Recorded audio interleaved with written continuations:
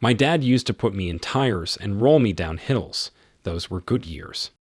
Today, I'm going to recap a 2007 crime thriller film called No Country for Old Men. The film opens with a shot of desolate, wide-open country in West Texas in June 1980.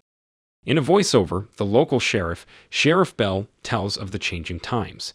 In the old days, some sheriffs never wore guns, as did his late father, who was the sheriff before him. In the modern day and age, however, Bell once sent an unrepentant teenage boy to the electric chair who had killed a girl simply because he wanted to kill someone, had been fixin' to do it for some time, and would do it again if he had the chance. Along a desert highway, Anton Chigurh is arrested by a deputy. They return to the empty police station, where the deputy calls Sheriff Bell. He tells the sheriff about an odd device in Chigurh's possession, a captive bolt pistol. The deputy thinks it may be an oxygen tank, but it is actually a device used to kill cattle in the slaughterhouse. The deputy has his back to Chigurh, who sneaks up behind him, and just as the deputy hangs up the phone, uses the handcuff chain to garrote the deputy. After cleaning himself up in the station bathroom, Chigurh steals a squad car and once on a desert highway, uses the car's lights and siren to stop a random motorist driving a Ford sedan. He politely asks the man to step out of the car. Chigurh then asks the man to hold still and presses the captive bolt pistol, attached to the compressed air tank, against the puzzled driver's forehead. He squeezes the trigger and it fires the bolt into the man's skull, killing him. Chigurh drives off in the man's car. Elsewhere in the desert, Llewelyn Moss is hunting pronghorns. Setting the sights of his hunting rifle on one, he fires, scattering the animals. Walking to where the herd stood, he notices a trail of blood. Realizing the pronghorn left in a different direction from the blood trail, he spies a wounded pit bull hobbling away. Retracing the dog's trail, Moss eventually comes upon several pickup trucks, parked in the middle of the wilderness. Mexican criminals and pit bulls lie dead on the ground. Only a mortally wounded driver remains alive. The driver begs Moss for agua, but Moss says that he has no water. Moss asks the man where the last man standing, the winner, is, but doesn't get an answer. He carefully takes the man's submachine gun off the seat and a magazine from his shirt pocket. Under a tarp in the bed of one pickup, Moss sees what appears to be a great deal of heroin. Moss tracks the only criminal to have escaped the shootout to a tree where he finds the man has died. He finds a large catalog case filled with $2 million and a .45 caliber pistol. He takes the money and gun. He returns home where he hides the submachine gun under his mobile home. His wife, Carla, is irritated that he has been gone all day, and he refuses to tell her where he found the pistol and catalog case. She asks him what's in the case, but doesn't believe him when he offhandedly tells her it's full of money. That night, Moss guiltily wakes up, deciding that he should take water to the wounded driver. He arrives around dawn and parks a short distance away on a rise. He carries a gallon of water to the scene of the shootout, but discovers that the wounded man has been killed by a shotgun round to his head. Looking back to where he parked his pickup truck atop the rise, Moss dimly sees in the pre-dawn light another truck now parked alongside his. Two men get out and appear to slash his truck's tires. He tries to hide behind under one of the trucks, but is fired upon by the men, who are now approaching in their truck, using bright searchlights. More gunmen appear, disable his truck and fire on him, hitting him in the shoulder. Moss flees with the pickup pursuing him, but is hit in the shoulder by a shotgun round just as he reaches a river embankment. As Moss tumbles towards the river, with dawn breaking, the two men, apparently Mexicans, send a pit bull after him. Evading continued gunfire, Moss dives into the river and swims downstream, eventually crossing to the other side, with the pit bull gaining on him. On the opposite bank, Moss frantically ejects an empty shell from the .45, reloads the gun, and kills the dog at the moment it leaps at him. He bandages his wounds, realizing he is facing dangerous individuals. He returns home and sends Carla to stay with her mother in Odessa while he travels separately with the money. After filling up at a gas station in the dead man's Ford, Chigurh goes to pay for some candy from the gas proprietor. The proprietor tries to make polite conversation out of simple friendliness, But Chigurh is upset at the inane small talk, and the owner finds himself in a strange, tense confrontation. The man is genuinely perplexed by his customer's anxiety and tries to defuse the argument by saying he needs to close the station, which only further irritates Chigurh due to it being still midday. Chigurh requires him to call the flip of coin to decide whether the man is to win everything, apparently whether the man will live or die. The clerk guesses heads, and Chigurh gives the man the coin. He tells him not to mix it with any other coins.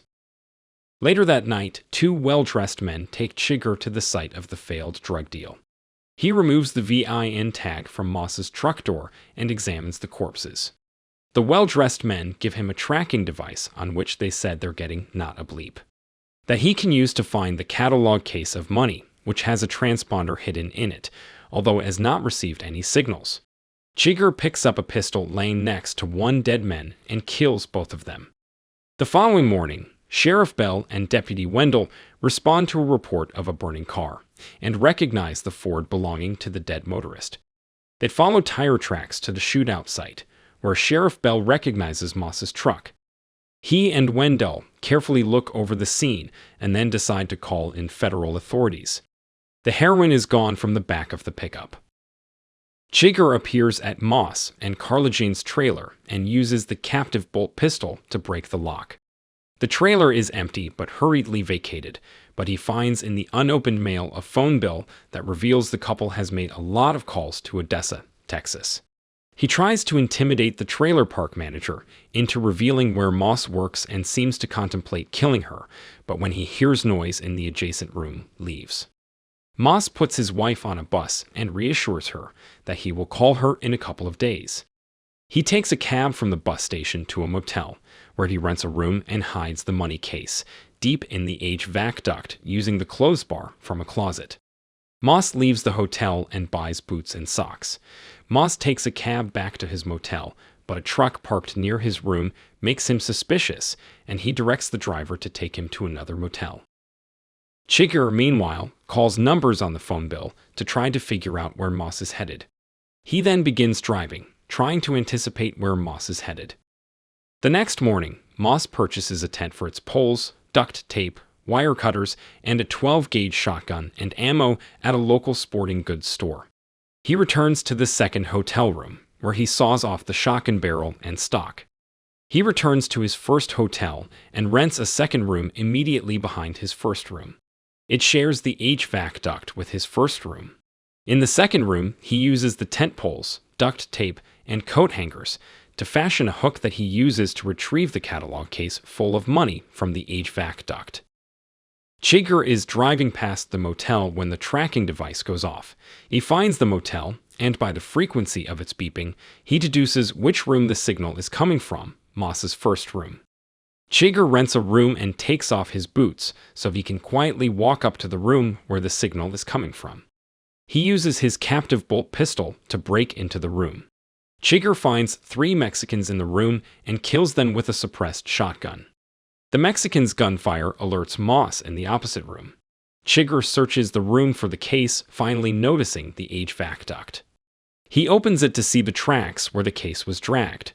Moss escapes into the dark with the money and hitchhikes out of the area.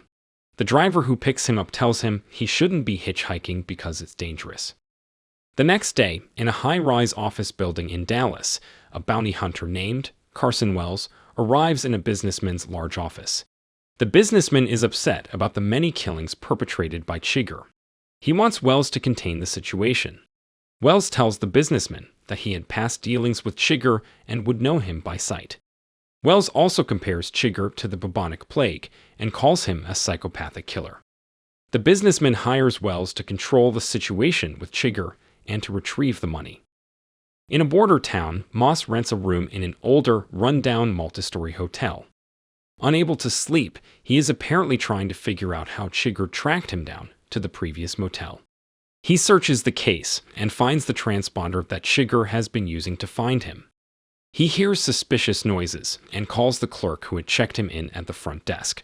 The clerk had told Moss he'd be on until the next morning at 10 a.m., but he doesn't answer. He sees the shadow of feet under his door, but then the hall lights go dark. Chigurh shoots out the lock with the captive bolt pistol, hitting Moss, who fires his shotgun into the door. Moss then drops the case out the second-story window and follows it. Chigurh shoots at him from the window, but misses. Moss is wounded in the side by the door lock. Moss stops a pickup truck driver and tells him to drive him out of there, but Chigurh kills the driver. Moss ducks down and drives the truck around a corner, crashing into a vehicle.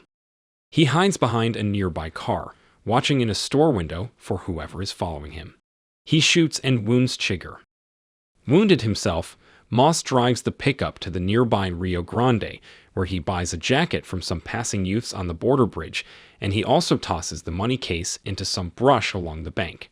He covers his bloody shirt with the jacket and pretends as a drunk Mexican, waves the bottle of beer drunkenly at the half-sleeping Mexican border guard as he stumbles past to cross over into Mexico. The sleepy guard is unconcerned with his identity. In the morning, he is awakened by members of a Norteño band, who he pays to take him to a hospital. Sheriff Bell continues to be disturbed by what he saw in the desert and the apparently deteriorating state of morals in the world. He goes to visit Carla Jean in Odessa and asks her to put him in touch with her husband. Almost absent-mindedly, he tells her how a local farmer was nearly killed by an animal he was trying to slaughter, and how slaughterhouses now use compressed air guns to kill cattle immediately. In the border town, Chigurh, wounded in the thigh by a buckshot round, sets a car on fire as a diversion and nonchalantly steals medical supplies. In a motel room, he cuts off his pants and treats his wound. Carson visits Moss in the Mexican hospital and suggests that he just hand over the money so Carson can protect him.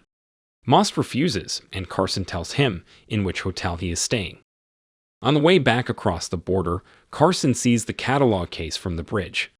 Back at his hotel, the same one at which Moss was staying, Carson is confronted by Chigurh. Carson tries to strike a deal with Chigurh for his life, but when the phone rings, Chigurh kills him. Moss is on the phone, and Chigurh tells him that if he brings him the money, he won't kill his wife, though he can't do the same for Moss. Chigurh lets Moss know that he knows exactly where he is, and instead of coming to kill him in the hospital, he is going to go to Carla Jane's mother's house. Moss tells Chigurh he will kill him, then hangs up.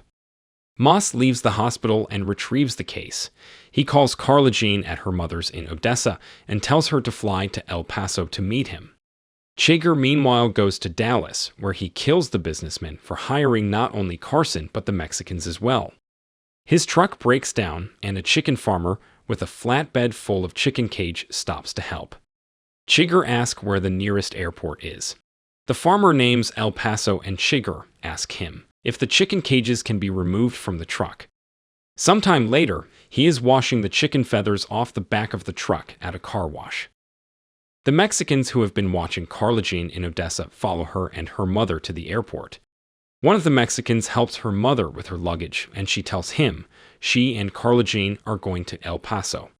The Mexican asks her what hotel she and her mother are staying at, so as to figure out Moss's location, and she tells him.